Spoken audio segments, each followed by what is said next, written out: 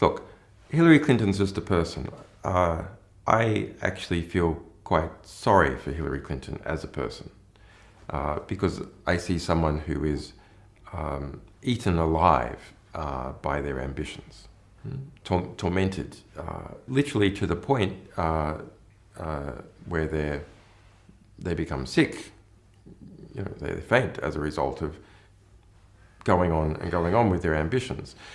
But she represents a whole network of people and a network of relationships also with particular states.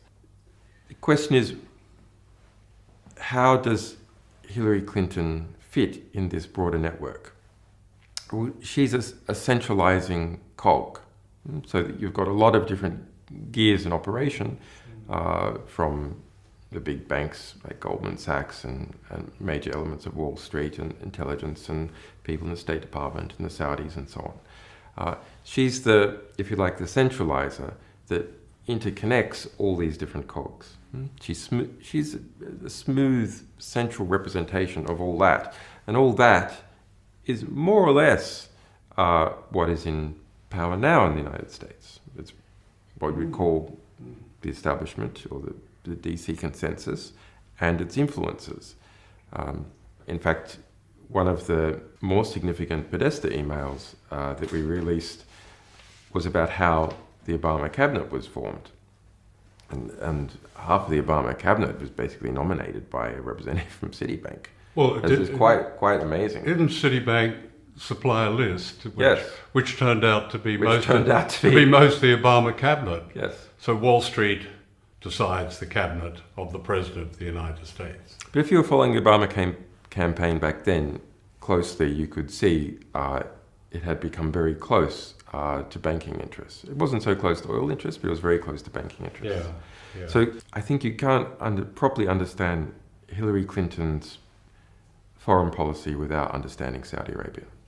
The connections with Saudi Arabia are so intimate.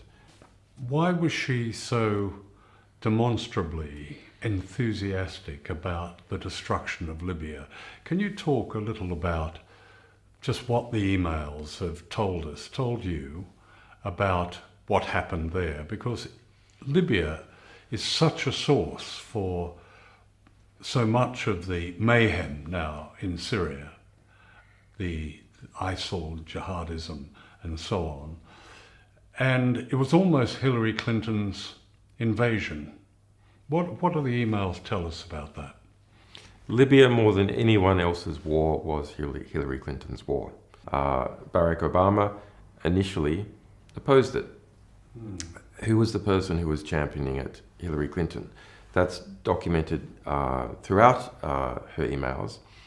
She put her favoured agent, in effect, Sidney Blumenthal, onto that. There's more than 1,700 emails out of the 33,000 Hillary Clinton emails we published just about Libya. It's not about that Libya has cheap oil. She perceived the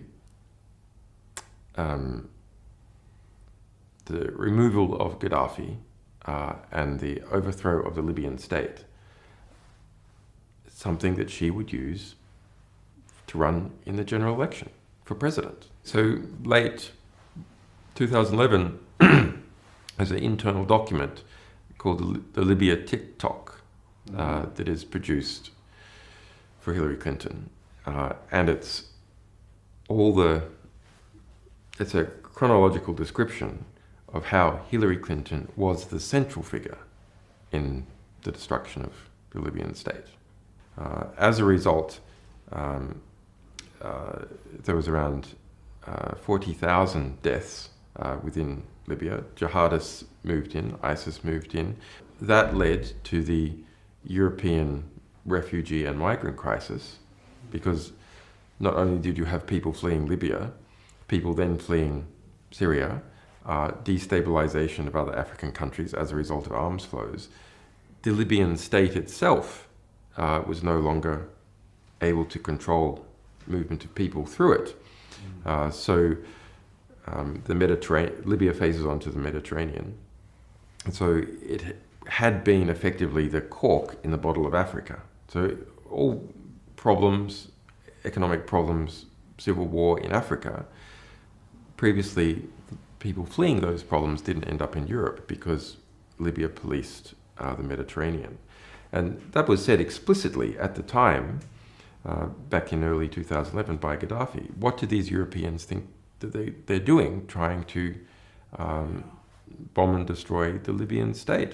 There's going to be floods of migrants out of Africa and jihadists into Europe, and that is exactly what happened. You get a lot of complaints from people saying, what is WikiLeaks doing? Are they trying to put Trump in the White House? My analysis is that Trump would not be permitted to win. Why do I say that? Because he's had every establishment offside. Trump doesn't have one establishment, maybe with the exception of the evangelicals, if you can call them an establishment. But banks, intelligence, arms companies, Well, they all want him beat. foreign money, etc., Yeah. is all united behind Hillary Clinton.